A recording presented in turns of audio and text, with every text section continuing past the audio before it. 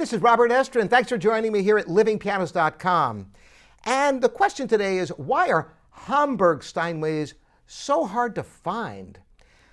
Well, Steinway started by German immigrants as an American company and later started building pianos both in New York and Hamburg, Germany.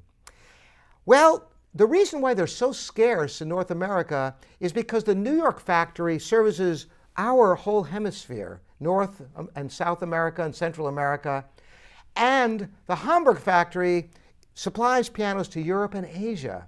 So there are very few over here, and if you want to get one over here through the Steinway dealer network, it's going to cost a premium because the ones there are earmarked for the market there, and it's kind of difficult, not to mention the shipping. And sometimes being able to buy euros with dollars. There are a lot of reasons why they're very difficult to buy and really scarce. And some people wonder, are they better? And that's a whole other subject for you. I'm not sure if I have a video on that. I'll have to check it. If I don't, I'll be making one for you soon. Once again, Robert Estrin here at livingpianos.com, your online piano store.